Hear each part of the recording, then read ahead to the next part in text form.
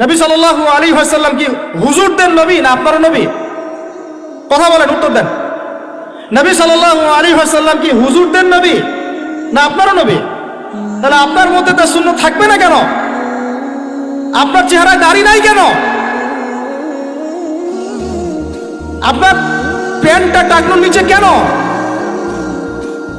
কেন আপনি নবী সাল্লাল্লাহু আলাইহি ওয়াসাল্লামের জীবনী সারা জীবনে একবার পড়ে দেখতে পারলেন না? নবী সাল্লাল্লাহু আলাইহি ওয়াসাল্লাম 23 বছর আপনার আমার জন্য কষ্ট করেছেন, মানুষের মার খেয়েছেন, গাল খেয়েছেন, তাকে 15 বার হত্যা করার চেষ্টা করা হয়েছে, তাকে দেশ থেকে বের করে দেওয়া হয়েছে, গলায় দড়ি পেঁচিয়ে টান দেওয়া হয়েছে, পিঠের মধ্যে উঠে নাড়ি ভুড়ি চাপানো হয়েছে, দাঁত ঘুষি মেরে দাঁত ফেলে দেওয়া হয়েছে, মাথা ফাটিয়ে দেওয়া হয়েছে, পা ভেঙে দেওয়া হয়েছে। কাদের জন্য? তার জন্য। তা আপনি আমি কেন তার জীবনী পড়ে দেখলাম না কখনো? কেন আপনার চেহারায় দাড়ি থাকবে না, আমার চেহারা দাড়ি থাকবে না? কেন আমাদের প্যান্ট টাকনুর নিচে উপরে থাকবে না?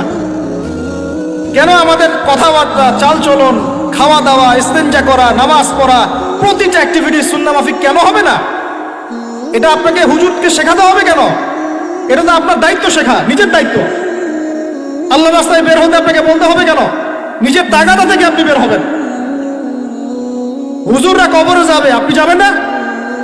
উত্তর দেন। হুজুররা, তোমরা উত্তর দাও, ছেলেরা, ইয়াং জেনারেশন তোমরা যারা আছো, হুজুররা কবরে যাবে, আমরা যাব না?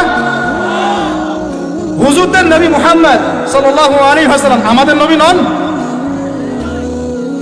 নবী সাল্লাল্লাহু আলাইহি ওয়াসাল্লাম শুধু সাহাবীদের জন্য আসছিলেন না আমাদের সবার জন্য আসছিলেন? নবী সাল্লাল্লাহু আলাইহি ওয়াসাল্লাম সারা জীবনে যে কষ্টগুলো স্বীকার করেছেন তা নিজের জন্য না আমাদের জন্য? কিয়ামতের মাঠে তার সুপারিশ ছাড়া আপনি পার পাবেন? তাহলে আপনাকে সুন্নাত কেন শেখাতে হবে? কেন আপনাকে মেসি নেইমারের হিস্ট্রি পড়াতে হয় না? আপনি তো নিজেই জানেন। কেন আপনাকে এই নায়িকাদের হিস্ট্রি পড়াতে হয় না? আপনি নিজেই জানেন, খোঁজ খবর নেন। কিন্তু মুহাম্মদ সাল্লাল্লাহু আলাইহি ওয়াসাল্লাম সম্পর্কে এত গাফেল কেন? সুন্নত না জানলে বেদাত চিনবেন কিভাবে? সুন্নত চিনলে পরে তো বেদাত চেনা যাবে যে এগুলো সুন্নত, এগুলোর বাইরের গুলো বেদাত। তখন তো বেদাতের আলাদা করে সংজ্ঞা আপনাকে শেখাতেই হয় না। মুসলিম পরিবারে জন্ম নিয়েও তাওহীদ চিনতে পারছি না, শিরকের মধ্যে লিপ্ত আছে। সুন্নত চিনতে পারছি না, বেদাতে লিপ্ত আছে। নামাজ, সুবহানাল্লাহ, মুসলিম পরিবারে জন্মগ্রহণ করে নামাজ পড়েন না কেন? নামাজ কি হুজুরদের উপর ফরজ? বলেন। আপনার বয়স কি 10 বছরের নিচে? তাহলে আপনি নামাজ পড়েন না কেন? ফরজ মানে কি? আপনি ইচ্ছা হইলে করলেন, ইচ্ছা হইলে করবেন না, নাকি? এটা ফরজ? ফরজ হয়তো বুঝেন।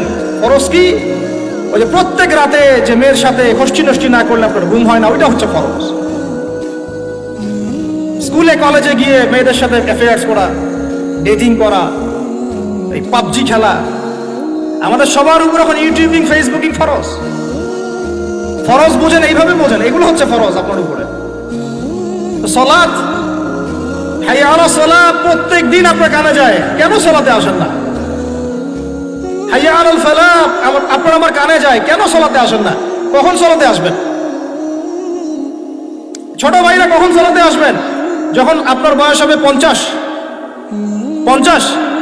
ওই সময় এসে প্রথম কাতারের চেয়ার নিয়ে দৌড়াদৌড়ি করবেন।